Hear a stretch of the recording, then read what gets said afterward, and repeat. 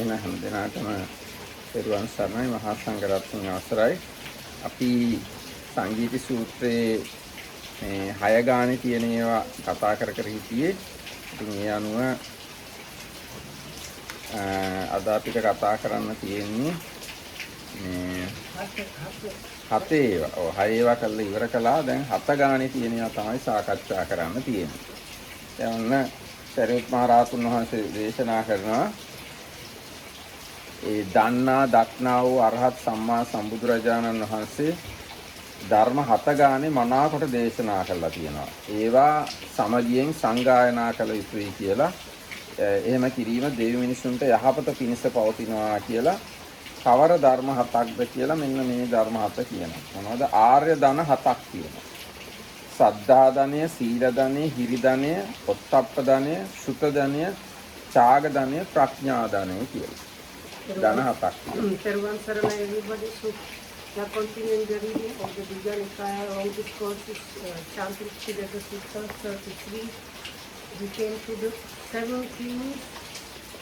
As more reminder, the Sutta was taught by Venerable Sariputta. And as it's called chanting together, it's like putting together the terms. Like everybody should agree upon those and keep them.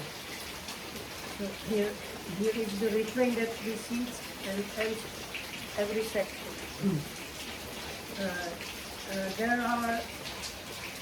There are 7 things that were perfectly proclaimed by the Blessed One, who knows and sees the full enlightened Buddha. So we should all recite together without disagreement, so that this whole life may be enduring. Enduring and established for a long time, thus to be for the welfare and happiness for the multitude, out of compassion for the world, for the benefit, welfare and happiness of their other human. What are the 7? So first set of 7 things are 7 Aryan or noble treasures, and that is Saddha, or faith or confidence, morality, sila, or virtue, moral shame, hiri, more than ottappa, learning, or learnedness, sutta, and renunciation, chaga, and last one, panya, or wisdom or experience or understanding. ඒකට සද්ධා ධනෙ කියලා කියන එක ගැන මේ අටුවාව පැහැදිලි කිරීමට අනුව මට තේරෙනවා සද්ධාව තියෙනවා නම් අනිත් සියලු ආකාර සම්පත් ලැබෙනවා. සද්ධායෙන් දන් දෙන අය මතුවට බොහෝම ධන දහන්නේ ලබන අය වෙනවා. මේ සද්ධාවෙන් මේ නිවන් මාර්ගයේ යන සද්ධාව තියෙනවා නිසා නිවනත් ලබනවා. මේ සියලු දේවල් ලබන්න සද්ධාව හේතු වෙන හින්දා ශ්‍රද්ධාව ධනයක් කියලා කියනවා. So the way Dhammaram understood what the commentary says is something like this. Why it's called treasure of faith or confidence is because whatever you do with faith or confidence brings you all kind of amazing treasures or like so.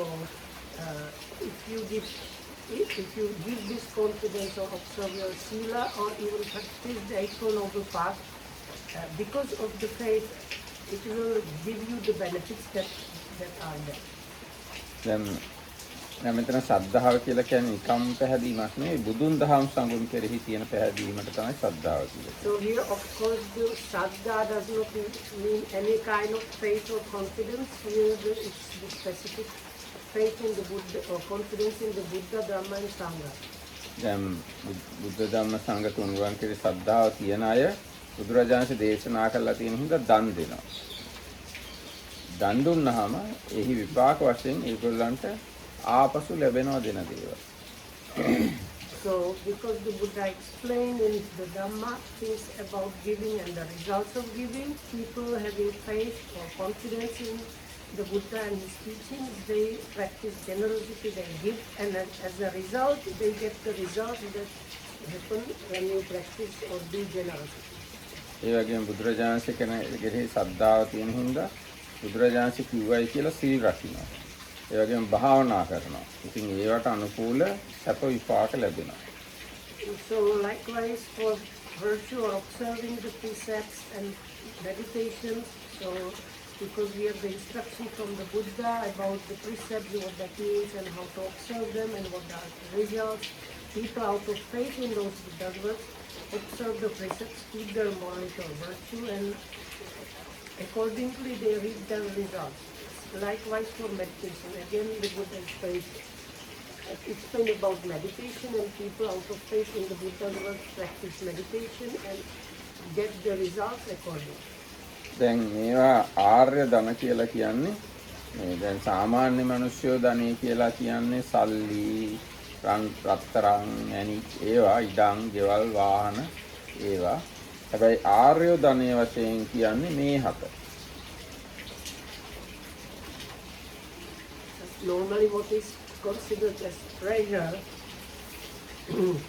is like gold and gems and jewelry and pearls and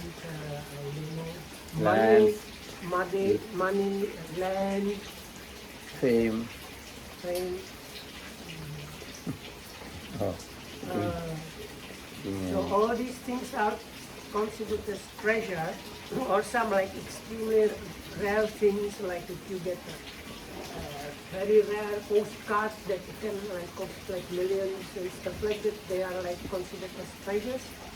But here it is called the Arya Dana, the noble treasures, Aryan treasures. And the Aryan or noble treasures are those 7 mentioned qualities. ඊට පස්සේ මේ ධන හත අතරින් ප්‍රඥා ධනය සියල්ලටම ශ්‍රේෂ්ඨයි කියලා අටුවාව කියනවා.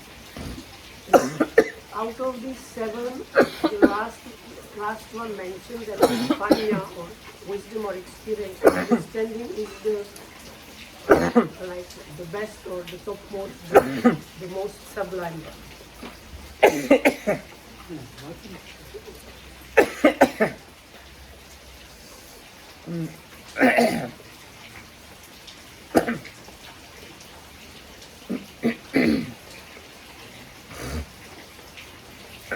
ඒ වගේම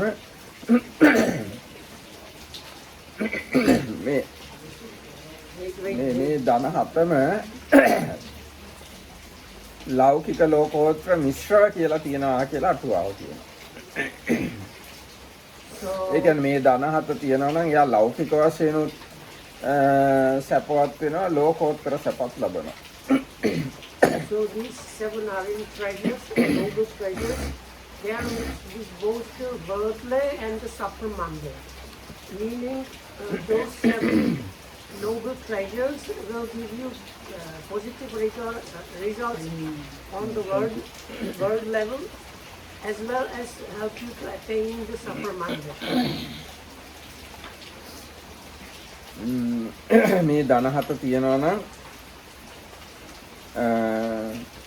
ශාවක පාරමී ඥානය, ඉතින් පච්චේක බෝධි ඥානය සහ සර්වඥතා ඥානය කියන ඒවා පවා ලබනවා. So if you have those 7 treasures, you either gain the disciples kind of final knowledge, or the Pacheka Buddha's final knowledge, or the full enlightened Buddha's final knowledge. ඒක පාරමී ඥාන. පාරමී ඥාන කියලා ඒවට කියන්නේ. So this Paramiyana is like understanding of Paramis, I don't know what is. පාරමී ඥාන කියලා කියන්නේ මේ පාරමිතා පුරලා තමයි ශ්‍රාවකයෙක් වෙන්නේ. පාරමිතා පුරලා තමයි පසේ බුදු කෙනෙක් වෙන්නේ. පාරමිතා පුරලා තමයි සම්මා සම්බුදු වෙන්නේ. අන්නේ පාරමිතා පිරීම නිසා ඇති වෙන ඥානයක් තියෙනවා. ඒකට කියන්නේ පාරමී ඥාන කියලා. ශාවක පාරමී ඥාන, පච්චේක බෝධි ඥාන, සබ්බඤ්ඤත ඥාන කියන ඒවා පාරමී ඥාන. So this knowledge or understanding because of fulfilling the paramis or so-called perfection. So whether you have the understanding of disciples, practice parami level, or the individual enlightened Buddha's level perfection of paramis, or the like Sambuddha's level of practice of those paramis, because of those 7 treasures, noble treasures, you will get the knowledge that arises out of that practice of those paramis on those three lights. ඊගාට අපි ඊගායකට යමු. දැන් මේ එක එකක් ගැන ඉතින් කියන්න ගියොත් ගොඩාක් විස්තර කියන්න ඕනේ. ඒවා අපි කතා වෙනවනේ හැමතිස්සෙම වගේ. ඉතින් අපි එක එකක් ගැන විස්තර කියන්න යන්නේ නැහැ. අපි ඊගායකට යමු. So these things, if we wanted to, we can start giving very long explanations, but because we have talked about these things before many times, so that's enough for now. We will go to the next. ඊගායක බොජ්ජංග හතකි. සත්ත සම්බොජ්ජංග. සති සම්බොජ්ජංගෝ, ධම්මවිචය සම්බොජ්ජංගෝ, විරිය සම්බොජ්ජංගෝ, පීති සම්බොජ්ජංගෝ, පස්සද්ධි සම්බොජ්ජංගෝ, සමාධි සම්බොජ්ජංගෝ, උපේක්ඛා සම්බොජ්ජංගෝ කියලා බොජ්ජංග හතක් තියෙනවා. So the next 7 is the 7 so-called 7 enlightenment factors, or Sambojjhanga. So, and that's the usual 7 that most of you probably know. That's the enlightenment factor of sati, enlightenment factor of investigation of phenomena, enlightenment factor of mental effort or energy, enlightenment factor of rapture, strong joy, enlightenment factor of tranquility or calming, and enlightenment factor of concentration, and enlightenment factor of equanimity. ඒවා ඉතාමත්ම උතුම් ධර්ම. ඒවා සාමාන්‍ය මිනිස්සු ගාව තියෙන දේවල් නෙවෙයි. මාර්ගඵල ලබන්න ඉතාම ආසන්න අය හෝ මාර්ගඵල ලැබපු අය ගාව තමයි මේ බොජ්ජංග තියෙන්නේ. So these 7 are extremely rare. Normal people almost never have them. So only when you are like about to attain or very near the enlightenment, you can have them, or once you have had at least one enlightenment, like the enlightenment experience, then you can experience them. But like normal people don't have those at all. ඒ කියන්නේ දැන් මේ බොජ්ජංග කියන වචනය බැලුවහම මේකට බෝධි අංග, බෝධියේ අංගයක් විදිහට සතිය ක්‍රියාත්මක වෙනකොට තමයි සති සම්බොජ්ජංගය කියන්නේ. අනිත් ඒවාත් ඒ වගේ. So if you look at it, it's construed with the word body means the enlightenment. It starts with the enlightenment or awakening. This kind of can be called just realization or realization, and anga means factor or like part. So your sati becomes so strong, it is functioning as a like factor of your enlightenment or realization. And then say for Dhamma, which is basically like advanced version of wisdom or panya, and virya, the efforts, same way and so on. දැන් මේ අවබෝධ කරන්නේ හැබැයි දුක. දැන් බලන්න දුක අවබෝධ කරනවා වුණාට, එක්ක චතුරාර්ය සත්‍ය අවබෝධ කරනවා වුණාට ඒක සිද්ධ වෙන්නේ ප්‍රීතිය, සමාධිය, පස්සද්ධිය, ප්‍රඥාවෙන්. තාම සතුරුදායක තත්ත්ව එක්ක තමයි ඒවත් තිබුණොත් තමයි දුක අවබෝධ කරන්න පුළුවන්කම තියෙන්නේ. ඒකින්ද අර අපි සාමාන්‍යයෙන් කතා කරන දුකම නෙමෙයි, දුක්ඛ සත්‍ය කියන එක ගැඹුරු කාරණාවක්. මේ බොජ්ජංගවල තියෙන සතුරුදායක තත්ත්වය දිහා බැලුවාම මේ අපි සාමාන්‍ය මිනිස්සු කතා කරන දුක අවබෝධ කරනවම නෙමෙයි, ඊට වඩා ගැඹුරක් තියෙනවා. So what is being realized is the truth of suffering and so on, or truth of dukkha, whatever. If you talk the word dukkha, it's like many implications. But if we take it as suffering, or sometimes it means even just pain, so then you look at what the realization or enlightenment factors are. They are priti means like strong joy or rapture. Then there is tranquility and concentration and equanimity. So from that you can get some kind of notion that what the truth of the dukkha is not the normal kind of suffering that normally people talk about, or it's something much deeper, much subtler than that, because the factors that are there in the mind that manages to like pierce through the realization has factors like rapture, tranquility, concentration, and equanimity. which are normally considered as like positive, nice, something nice, positive, pleasant. දැන් මිනිස්සු සාමාන්‍යයෙන් කතා කරන දුක ගැනත් බුදුරජාණන් කියනවා. ජරා, ව්‍යාධි, මරණ, ශෝක, පරිදේව, දුක්ඛ, දෝමනස් ආදී කියලා. හැබැයි ඒව දිහා වුණත් ප්‍රීතියෙන් තමයි බලන්න දෙන්නේ. So even the normal level of suffering, like connected with aging and death and sickness and things like that, are mentioned by the Buddha within the truth of suffering. But what the Marketama was saying was, you should take hint that when you are getting to the level of the enlightenment, near the enlightenment mind or state of mind, it should be seen with this kind of suffering and understanding and rapture or strong joy, tranquility and so on there.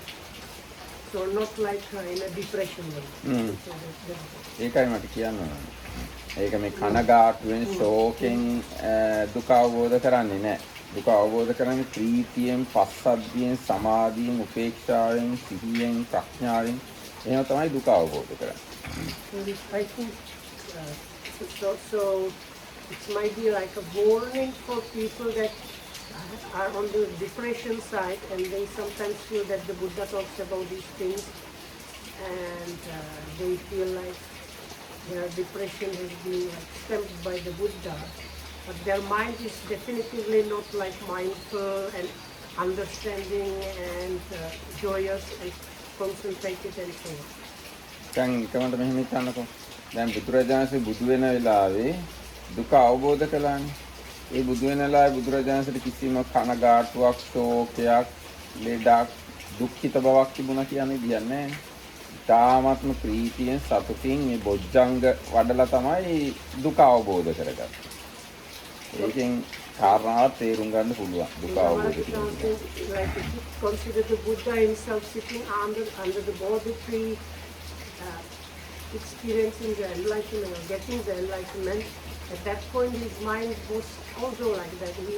He was very much mindful, his experience, understanding Buddha, energy, rapture, tranquility and concentration and this special kind of equanimity was there. He was not experiencing like grief and like lamentation or crying. And that's being like that, he understood to the very end, to the truth of suffering. ඉතින් ඒ කාරණා හොඳට විතර ගන්න. දුක අවබෝධ කරන්න ඕනේ. හැබැයි දුක අවබෝධ කරන්නේ දුකෙන් නෙමෙයි. ඒකයි So මම what the කියන්නේ. Marketama saying, you should like keep this or like remember it well. So one needs to realize or understand the truth of dukkha or suffering, but not by suffering. හැබැයි මේ සමහරුන්ට දුක අවබෝධ කරන්න ඕනේ කියලා හිතෙන්නේ දුකක් ඇති වෙනවා. ඒකින්ද ඒක හොඳ දෙයක්. මොකක් හරි ප්‍රශ්නයක් ඇති වුණාම, කම්පනයක් ඇති වුණාම, ජීවිතේ මොකක් හරි ව්‍යසනයක් සිද්ධ වුණා තමයි අපෝ මේ දුකෙන් මිදෙන්න ඕන, සංසාරයෙන් ඈතර වෙන්න ඕන කියලා ඒගොල්ලෝ සිල් රකින්න, භාවනා කරන්න පටන් ගන්නවා. ඒක හොඳ දෙයක්. So there is one good thing in suffering. If some people having experienced some big great difficulty get inspired to start trying, they want to get out of the suffering. So in that way, like experiencing this suffering has this kind of like, let's say okay or good side, because something happens and the person is suffering and thinks this is like I can't let it continue like this. If I can do something about it, get free from that, that is good. And that's why they start practicing generosity or virtue and meditation and things like that.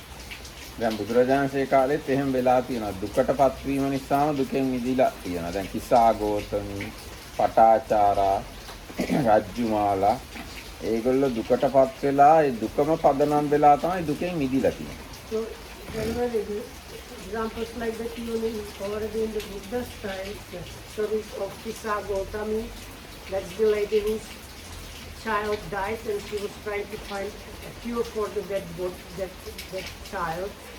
And eventually she found the Buddha and so because of the Buddha's advice she managed to overcome it, but beginning of her seeking way out of the suffering was something very painful. Patachara, so in Patachara's case, she lost her husband and both her kids and family within 24 hours basically. So she became crazy actually. So in her case also it was big amount of facing loads of normal suffering, but it was like a stepping stone for her to start looking for the solution. For Rajumala, she was a kind of slave or servant girl that could not bear up, and the Buddha saved her at the moment when she was about to commit suicide. ඒ වගේම සමහර ඉතාම සැපසේ දුක අවබෝධ කරලා තියෙනවා. උදාහරණයකට මට මතකයි බද්දිය කියන කුමාරයා එයාට රම්‍ය සුරම්‍ය සුබ වගේ මාලිගා තුනකුත් තිබුණා. එක මාලිගාවකින් බැහැලා ඊගා මාලිගාවට යද්දී අතරතුරේදී බුදුරජාණන් වහන්සේ බණ කියනවා දැක්කා පිළිසකට. බණ කියලා අහපු බණ අහන්න ගිහිල්ලා බණ අහපු ගාම දුක අවබෝධ කළා. So some people they had they realized the truth in a very kind of probably comfortable situation. One person had 3 palaces, and while going from one palace to the other one, the Buddha was nearby giving Dhamma talk, so he just stopped to listen and realize the truth, and then he was okay. ඒ වගේ විවිධ තත්ත්ව තියෙනවා මේ දුක අවබෝධ කිරීම පිළිබඳව. ඒ කොහොම නමුත් මේ අර දුම්නසින් අනගාටුවෙන් එහෙම යන්න හොඳ නැහැ. ඒ දෝමනස්ස කියන්නේ අකුසල සිත්වල විතරක් යෙදෙන වේදනාවක්. දැන් දෝමනස්ස කියලා වේදනාවක් තියෙනවානේ. ඒ දෝමනස්ස වේදනාව යෙදෙන්නේ දෝෂ මූල අකුසල සිත් දෙකේ විතරයි. ඉතින් අපි කනගාටුවෙන් දෝමනසින් ඉන්නවනම් ඒ වෙලාවට අපිට අකුසලයක් තියෙනවා. So, but the point the Marketam was trying to make was, please don't go through the dominations like mentally unpleasant or mind go wrong or mentally painful. Don't go through that way, because now according to the classifications, if you consider the domanasa feeling or vedana, that means mentally unpleasant one, it's connected only with the two minds that are accompanied by aversion. So if you have mentally unpleasant feeling, you are on the unwholesome side of it. එහෙනම් මම හිතනවා ඒක සමානවත්. That should be available. දැන් ඉතින් මේ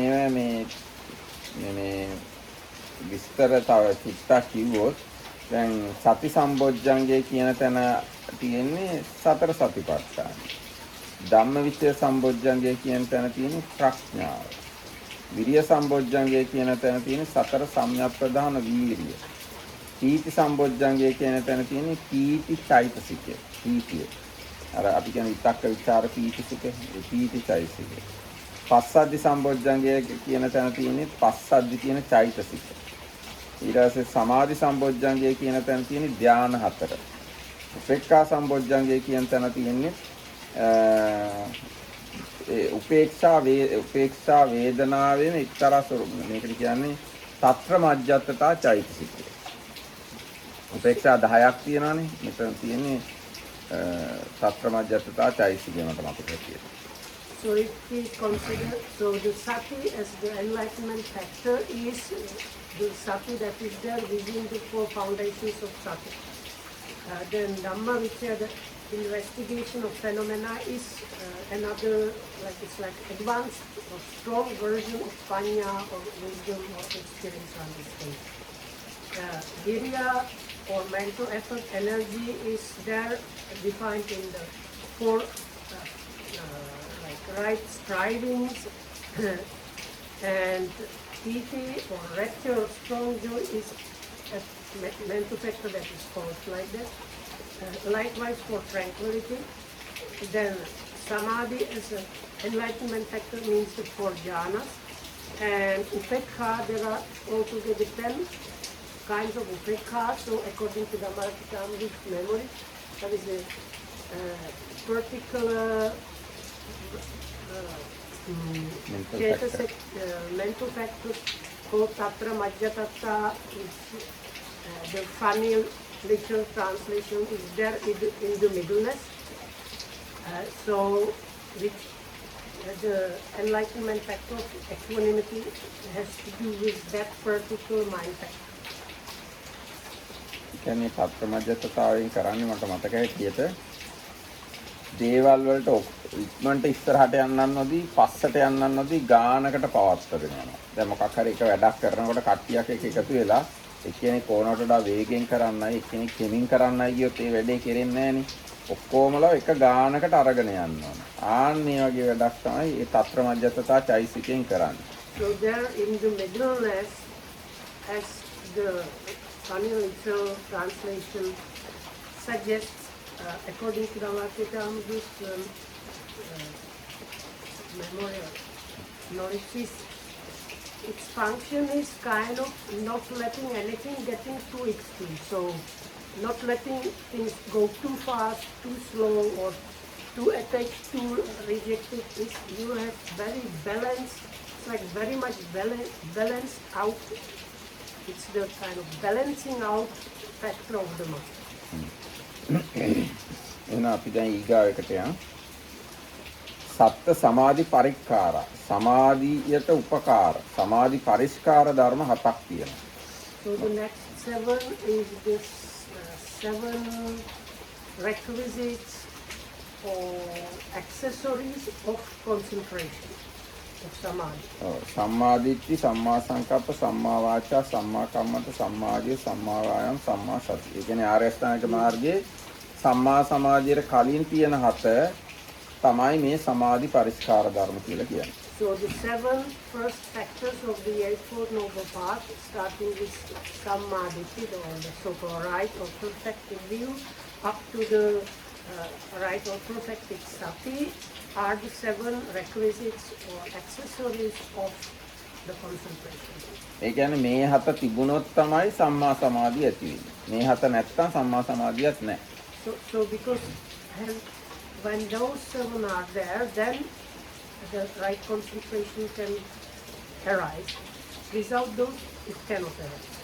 දැන් සමහරව සමාධියක් ඇති කරගන්න ඕන සමාධියක් ඇති කරගන්න ඕනේ කියලා භාවනා කරනවා මහන්සි වෙනවා උත්සාහ කරනවා. හැබැයි ඉතින් ඒගොල්ලන්ට මේ හත නැත්තම් සමාධිය ඇති කරගන්න බෑ ඉතින් උත්සාහ කළා කියලා.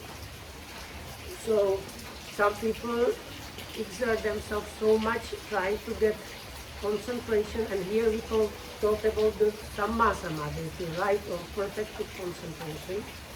But if some of these 7 are lacking or even completely missing, no matter how much we try, it's not going to work out unless the 7 requisites are there.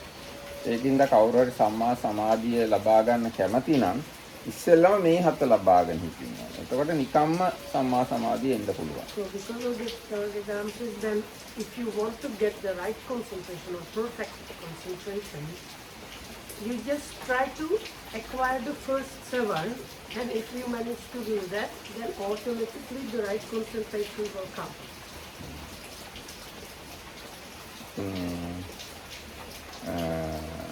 දැන් මේ ආර්ය අෂ්ටාංගික මාර්ගයේ අංග ඉතින් එකක් ගන්න විස්තර කරන්න ගියොත් ගොඩාක් බණ කියන්න පුළුවන්. ඒක ඉතින් මම ඒවා කියන්නේ නැහැ. So of course then now we might start discussing what means the word samma and what are the different factors, but we are not going to do it because most of you have some idea, and we are going to continue with the Sangiti. ඊගා එක සත්‍ය අසත් ධම්ම. අසත් ධර්ම හතක් තියෙනවා. සත් ධර්ම නෙවෙයි අසත් ධර්ම. It's a kind of 7 things contrary to the true Dhamma. ඉදාවසෝ බික්ඛු අසද්දෝ හෝති.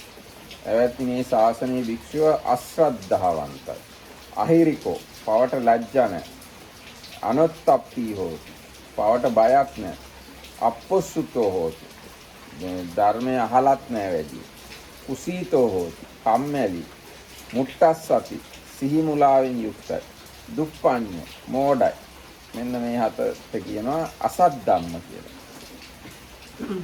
Here a monk lacks faith or confidence, lacks moral shame, lacks moral dread, has little learning, is slack or kind of basically lazy, is unmindful, or in other places they translate this word as muddled mindfulness, and lacks wisdom or kind of is stupid. ඉතින් බැලු බැලමටම තේරෙන්නේ අකුසල් කියලා. ඒවා දුරු කරන්න ඕන ධර්ම. I have a question. Dupanyu, does it mean sometimes you can think kind of in a clever way, but wrong clever way, or does it mean you are outright stupid? Normally දැන් මේකේ අනිත් පැත්ත කාරණා සප්පඤ්ඤෝ පඤ්ඤා හෝතිනේ.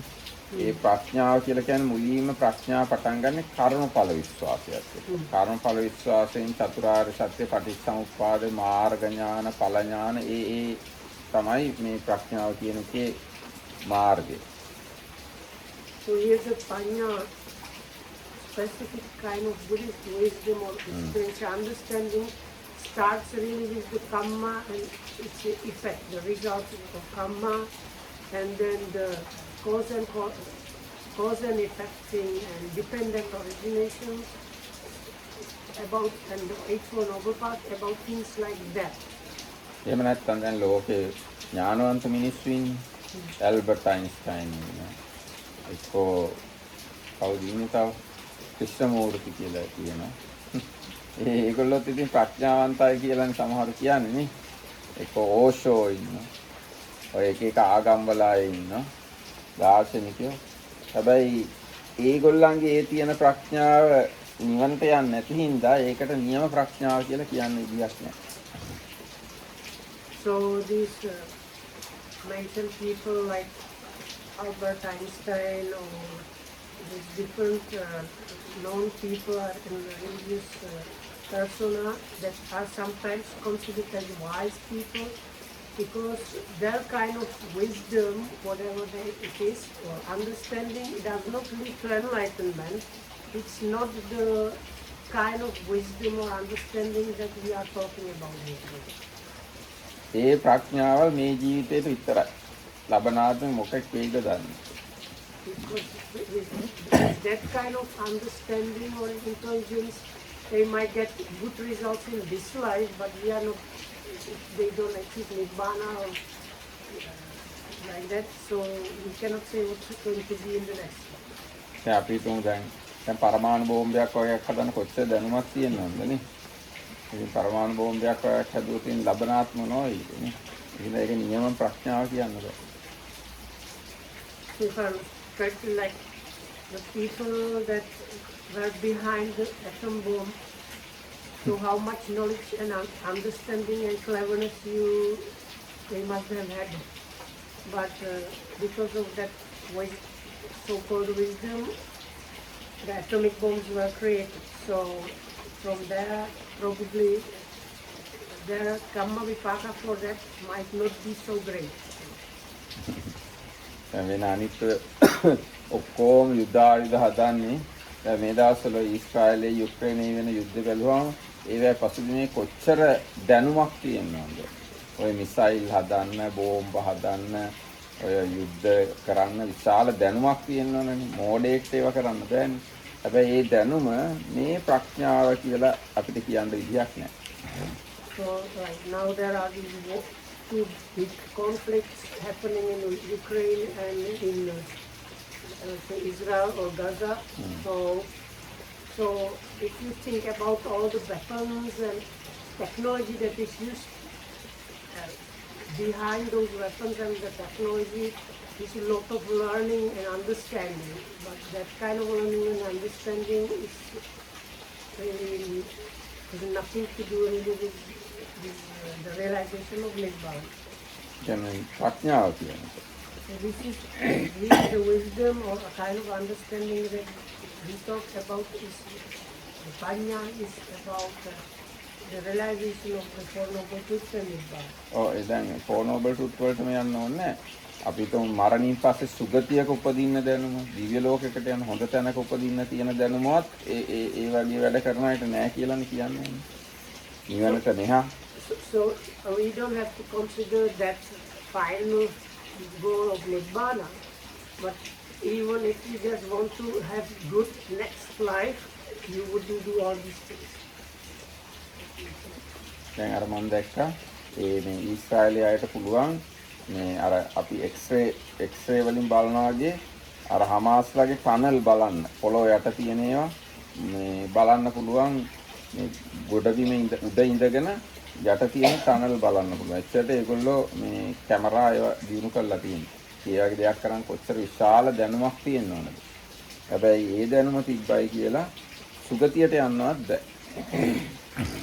So like the Hamas has tunnels underground, but the Israelis, they have now some like ways of detecting where the tunnels go. Again, which you might say, oh, how clever that is. But with this kind of cleverness, you are not probably going to even end up in heaven. But they are going to both of them end up in heaven.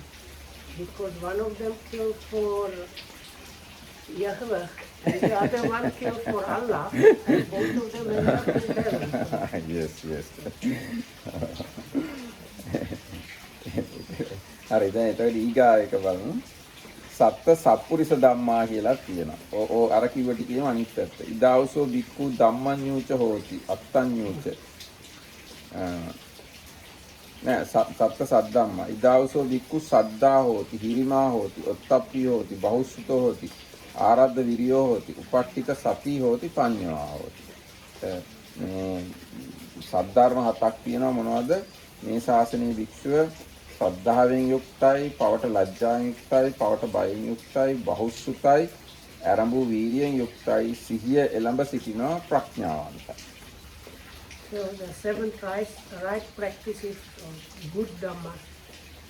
When you're a monk has faith or confidence, saddha, moral shame and moral dread, that is virya and ottappa, has much learning, bahusutta, has arabdha virya is my kind of energetic startup energy, and established mindfulness, upatthita satinati, and is kind of wise. So it's sapana. දැන් මේ මට තේරෙන හැටියට මේ හතම එකිනෙකට සම්බන්ධ වෙන එක මාර්ගයක්. සද්ධාව තියනවා ඒකටම ගැළපිච්ච පවට ලැජ්ජාව, ඒකටම ගැළපිච්ච පවට බය, ඒ මත ඉඳගෙන ඇති කරගන්න බහුසුත භාවයක්, ඒ මත ඇති කරගන්න වීරියක්, ඒ මත ඇති කරගන්න සිහියක්, ඒ මත තමයි ප්‍රඥාව. ඒතකොට මේ හතම එකිනෙක උඩ පිහිටලා තියෙනවා. But this probably work like that if you are not born in Buddhist country. Yes. If you are not born in Buddhist country, none of these things you can't have, or you can't possess any of these things. So even if you are virtuous, you don't have Hiri and Gautam. If you are virtuous, that means you have kind of good quality. But it doesn't lead to Nibbana actually. You have to first come to Saddha, then all these things helpful to go along the rest of the path. Okay. එතකොට දැන් සද්ධාව තමයි මුල. ඒකනේ කියන්නේ සද්ධා බීජං කියලා. සද්ධාව තමයි බිත්තර වියට. සද්ධාව නැතුව වෙන මොන තරම් හොඳ දේවල් තිබ්බත් නිවනට යොමු වෙන්නේ. සමහර සුගතියකට යන්න පුළුවන් විදිහට. හැබැයි ඒක ඉතින් ඒ හරි සද්ධාවක් නෙවෙයි.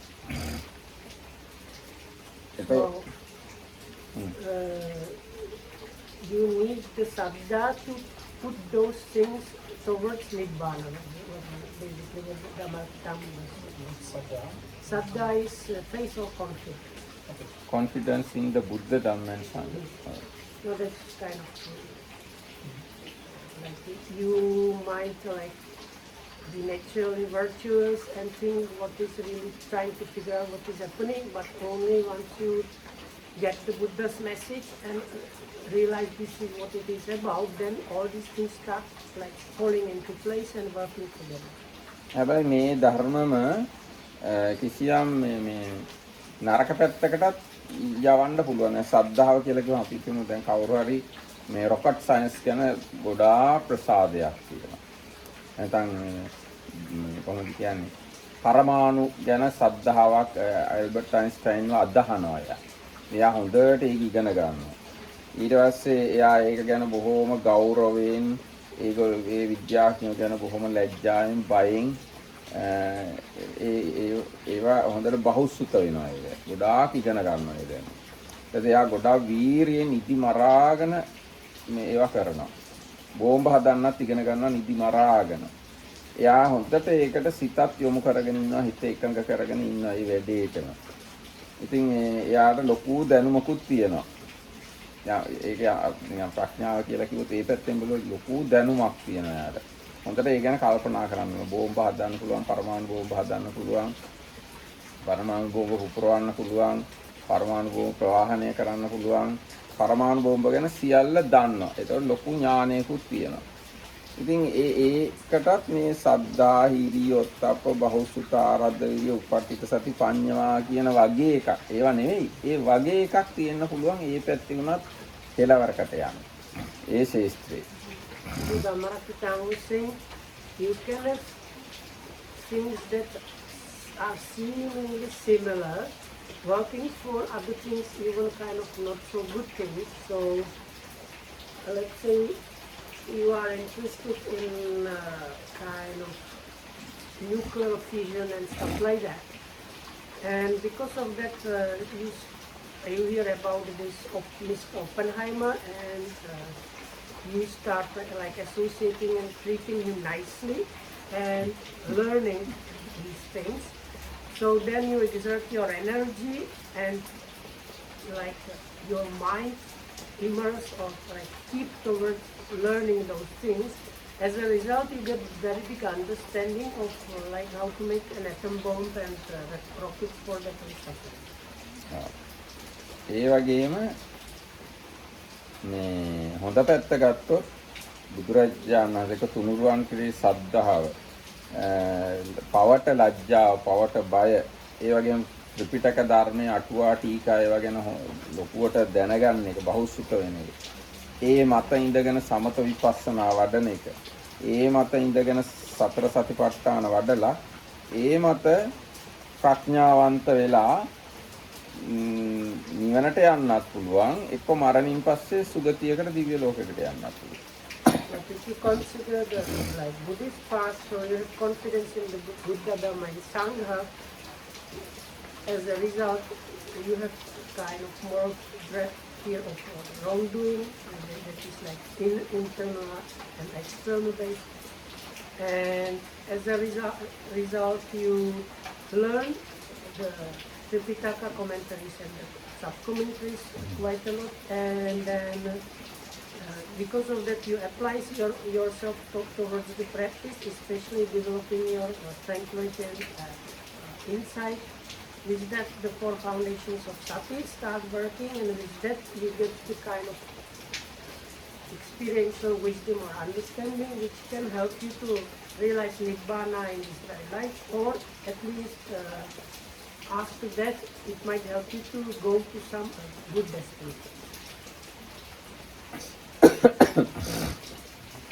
එතකොට මේ ධර්ම මේ නිකන් බැලුවැල්මට මේ නරක පාරේ යන්නත් පාවිච්චි කරන්න පුළුවන්, හොඳ පාරේ යන්නත් පාවිච්චි කරන්න පුළුවන්. මතු පිටින් බැලුවා.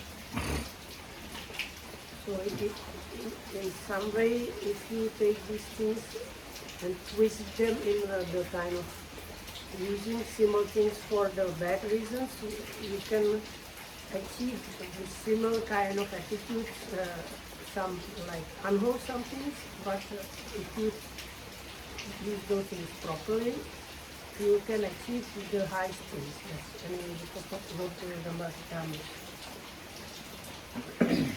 අපි ඊගායකට යමු. සත්ත සත්පුරුෂ ධම්ම.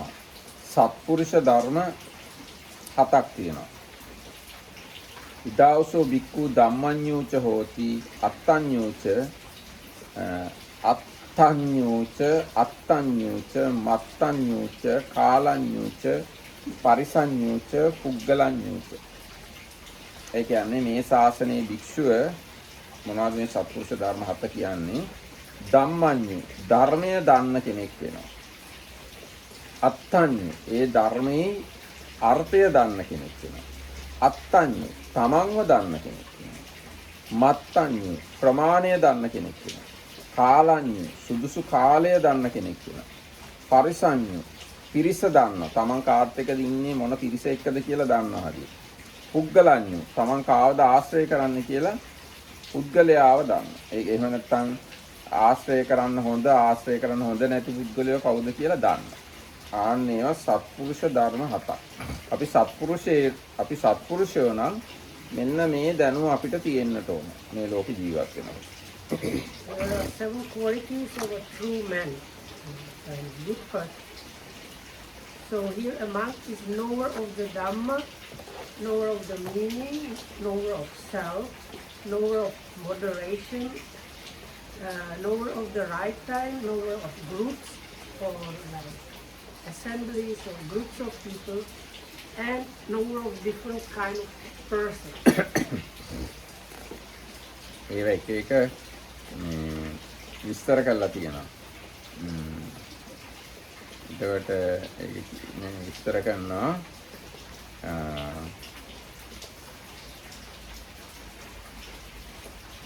ධම්මඤ්ඤෝ කියන්නේ සුත්ත ගෙය්‍ය වෙය්‍යාකරණ ආදී ධර්මයේ නවාංග ශාස්ත්‍රු ශාසනය දන්න කෙනෙක් කියන දන්නවා. අන්න ඒක එයාට තමයි ධම්මඤ්ඤ කියන්නේ. So Dhammanya, so knower of Dhamma refers to the Dhamma in the suttas. Sometimes there is this classification of Dhamma in seven groups like nine navaanga shastra. 9 groups like verses, inspired utterances, and so on. Altogether, 9 are mentioned in the suttas. So the commentary says it's knowledge of those things. ඊට පස්සේ අත්තඤ්ඤු කියලා කියන්නේ ඒවයේ අර්ථය දානවා. So මේ වචනේ තේරුම මේකයි කියලා අර්ථය දානවා. the Attanyu is knower of the meaning, means not only you know the Dhamma, but you know what it means, including word by word meaning. ඊට පස්සේ අත්තඤ්ඤු කියලා කියන්නේ දැන් බලන්න එතන මහා ප්‍රාණයි අල්ප ප්‍රාණයේ වෙනස. අත්තඤ්ඤු කියලා කිව්වොත් අර්ථය දානවා. අත්තඤ්ඤු කියලා අල්ප ප්‍රාණ දාලා කිව්වොත් තමන්ව දන්නවා කියන එකයි. So then the next one is knowing oneself. ඒක කියන්නේ මේ තමන්ගේ සීලය මේ වගේ, තමන්ගේ සමාධිය මේ වගේ ආදි වශයෙන් තමන් ගැන දන්නවා. So it's understanding, knowing about one's own virtue, concentration, and so on. දැන් මෙතන කියලා නෑ ඒ උනාට ඕනනම් දැනගන්න පුළුවන් මගේ අඩුපාඩු මේවා, මගේ දුර්වලකම් මේවා, මගේ හැටි මේවා, මගේ අබ්බැහියවල් මේවා කියලා ආදි වශයෙන් උත් තමන් ගැන දැනගන්න. So it's probably, even though it's not directly mentioned, it means also your shortcomings. So as they say, know thyself means you know your positives, negatives, and exactly how it is with you. ඕනි නම් තමන්ගේ ලෙඩ රෝග ගැන දන්නවා. මට මෙහෙම තියෙනවා, මට කොලෙස්ටරෝල් තියෙනවා, දියවැඩියාව තියෙනවා කියන මේකෙන් පරිස්සම් වෙන්න ඕන. ආදි වශයෙන් ඒවත් දැනගන්නවා නම් තමන් ගැන දැනගන්නවා. Understanding that if you have too much cholesterol, you should avoid oily things, so I don't know. If you have diabetes, don't eat the chocolate. ඇයි එහෙම වුණොත් ඉතින් නිවන් මාර්ගය යන්න බෑනේ. දැන් තමන්ට ඩයබටික් තියනවා කියලා දන්නේ නැතුව ඕගාලා සීනි කාගෙන ගියොත් ඉතින් බන භාවනා කරන්න පුළුවන්නේ නිවන් මාර්ගය යන්න බෑ. So even though people are kind of smiling, it sounds kind of stupid and simplistic to say this one. It's very much the case, because if you don't look properly after your health, means you don't know about your health, how can you achieve anything in your practice? Because if you don't know about the health, you start getting sick, and as the Buddha said, there is no great striving for somebody that is sick. ඊට පස්සේ තියෙනවා මත්තඤ්ඤ මාත්‍රය දැනගන්නවා. ඒ කියන්නේ මේ මෙතෙන්දි විශේෂයෙන් කියන්නේ පිළිගැනීමේ මාත්‍රය. දැන් මිනිස්සු දෙන දේවල් ඔක්කොම බාර ගන්න එපා කියන එකයි කියන්නේ. So the matta or moderation, and the word matta means like measure or amount. So here they say it's especially to do when people offer you things as a monk. So you should know, like there is a kind of knowing how much you should accept. දැන් ඒ ගැන සූත්‍රවල තියෙනවා. දැන් කවුරු හරි ගොඩාක් දෙන්න කැමති වුණත් මේ තමන්ට අවශ්‍ය ප්‍රමාණය විතරයි ගන්න. ඊට පස්සේ ටිකක් දෙන්න කැමති කෙනාගෙන් ටිකමයි ගන්න. ඒ වගේ ඒ ගැන මේ ගොඩක් පැහැදිලි කිරීම තියෙනවා මෙතන ඒ ගැන පැහැදිලි කරලා නැහැ, වෙන සූත්‍ර තියෙනවා. අටුවාවෙත් තියෙනවා මම හිතන්නේ දීර්ඝ විස්තර මේ කොහොමද ගිහි අය දෙන දේවල් පිළිගන්නේ කියලා, කොච්චර ප්‍රමාණයකද කියලා. So anyway, there is a lot of explanation in the sutras and also in the commentaries, like from people that have little, one should, or are like in a difficult situation, one should accept not like little, even though if they want, probably if they want to give a lot, you should not like accept that much. Or with people, if they want to offer you a lot and can offer you a lot, it seems you should still accept only what you need for yourself and so on. ඒ වගේම ගොඩාක් තියෙන එක්කෙනෙක් එයා දෙන්න කැමති ටිකයි.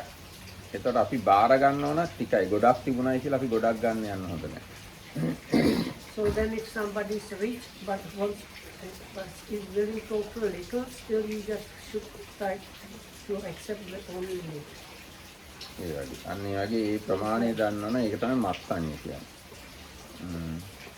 ඒ වගේම පරිභෝග කිරීමේ ප්‍රමාණයක් දැනගන්නට. Tamanට ලැබුණයි කියලා ඒ ඔක්කොම Taman කන්න යන්න පාවිච්චි කරන්න යන්න හොඳ නැහැ. Tamanගේ ඇඟට Tamanගේ සයිස් එකට Taman මොන වගේ කෙනෙක්ද කියලා බලලා ඒ ප්‍රමාණයට විතරයි පරිභෝග කරන්න. So then another part of that is knowing how moderation or amount which is good and suitable for you. So you should eat only suitable amount of food and drink and like clothes and other things. Like you should know the measure or the amount which is good and necessary for you, and don't like overdo. දැන් ඒ ගැන සඳහන් වෙනවා. දැන් බාල හාමුදුර කෙනෙක්ට ගොඩාක් වටින සිවුරක් හම්බුනොත් මට හම්බුණා මටයි කී කියලා පොරවන්න හදිසි වෙන්න එපා කියලා කියන්නේ. ඒක වැඩිමල්ම හාමුදුර කෙනෙක්ට පූජා කරන්න කියලා කියන්නේ.